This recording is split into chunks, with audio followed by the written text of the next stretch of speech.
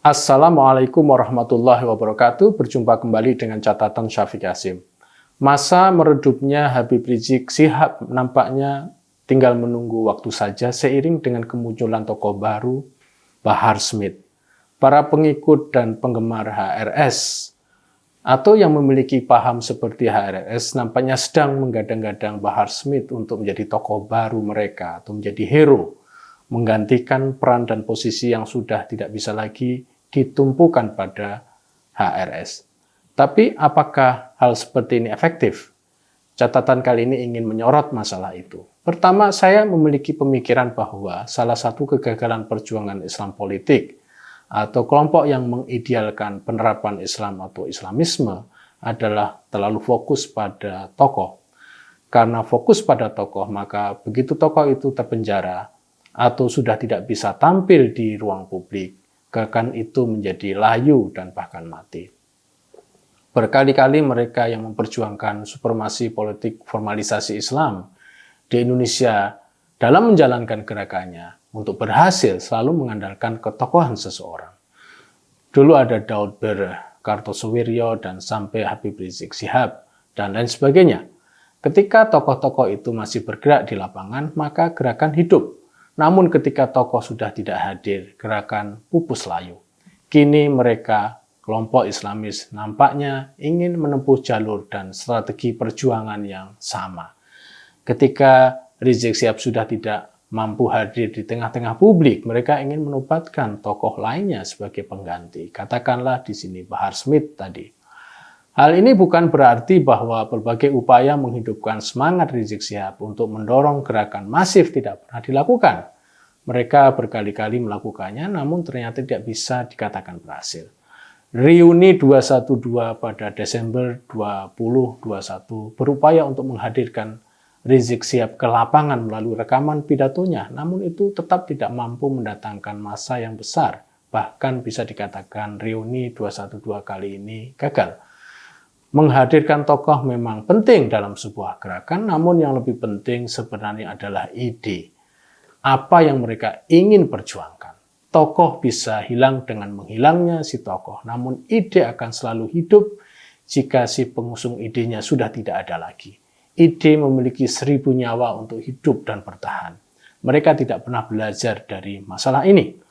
Namun upaya kelompok politik Islam untuk menghadirkan Bahar Smith sebagai hero mereka pasca memudarnya pengaruh Habib Rizik itu tidak perlu dihalangi. Sudah barang tentu tidak, itu hak mereka belaka. Namun mengherokan Bahar Smith tidak sama dengan jaminan keberhasilan sebuah gerakan. Kalau boleh jujur, penokohan Bahar Smith bukan berarti hal yang menjanjikan bagi masa depan perjuangan mereka. Tidak ada jaminan apapun untuk sukses, bahkan misalnya dibandingkan dengan kesuksesan HRS dalam memimpin gerbong gerakan mereka. Pertama, Bahar Smith bisa dikatakan tokoh yang sebenarnya baru muncul.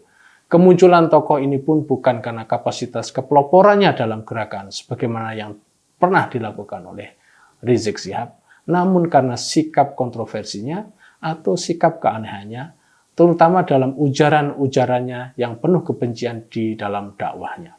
Jika kita ingin memakai ungkapan Arab untuk melukiskan apa yang dilakukan oleh Bahar Smith, satu istilah yang penting nyeleneh. Di dalam ungkapan Arab dikatakan jika kamu ingin masyhur atau diketahui oleh banyak orang, maka bertindaklah berbeda dengan kebanyakan. Khalif tu'raf, berbedalah maka kamu akan diketahui. Jangan samakan popularitas yang terbangun dalam waktu sebentar dengan popularitas yang memang dibangun melalui gerakan. Atas dasar ini saya pesimis jika Bahar Smith bisa menggantikan ketokohan Rizik Syihab. Kedua, kapasitas keilmuan yang meragukan. Terlepas dari tindakan yang dilakukan selama ini, HRS tokoh FPI ini dalam menjalankan gerakannya itu didasarkan pada kapasitas keilmuan yang cukup memadai. Artinya keilmuan-keilmuan dasar dalam Islam dia ketahui cukup luas. Bahar Smith sepertinya belum memiliki kapasitas keilmuan yang demikian adanya. Hal itu bisa dilihat dari konten dakwah-dakwah yang dilakukannya. Jika model dakwahnya itu saja, maki-maki pemerintah atau pejabat, memang nampaknya menjadi pemberani, namun tetap saja pengaruhnya akan cepat berlalu karena apa yang diomongkan tidak didukung dengan dalil-dalil keilmuan keagamaan yang kuat. Saya lihat selama ini para pengikut HRS, selain mereka itu memang tertarik dengan gerakan HRS, mereka juga ngaji pada keilmuan HRS. Dan dari ceramah HRS di balik makian dan ujaran kebencian yang dikeluarkannya, topangan dalil keagamaan dia juga gunakan. Terlepas dari benar dan tidaknya tafsir HRS, namun orang awam mendapatkan ceramah keagamaan yang berdalil. Ketiga, Bahar Smith ini tidak memiliki jaringan gerakan seluas yang dimiliki oleh Habib Rizik Syihab. Mungkin orang-orang yang tidak suka dengan rezim Jokowi akan bergabung ke dalam barisan Smith. Namun sebuah gerakan yang memiliki ambisi besar tidak cukup dengan hanya memiliki seorang tokoh pemimpin yang jaringannya segitu-gitu aja. Dengan kata lain, jaringan sosial dan politik Bahar Smith masih bisa diukur. Keempat, jaringan yang nampaknya tidak seluas jaringan yang dimiliki oleh tokoh sebelumnya, bisa jadi Bahar Smith akan didikte oleh kepentingan-kepentingan politik luar, bukan kepentingan politik kelompok sendiri. Tidak hanya itu, dia akan dimanfaatkan saja untuk mengusung kepentingan-kepentingan di luar kepentingan dirinya dan kepentingan gerakan yang mengikutinya. Dan hal seperti ini tidak mustahil terjadi. Gerakan sebesar 212 saja sekarang bisa dikatakan tidak meninggalkan cukup bekas yang berarti.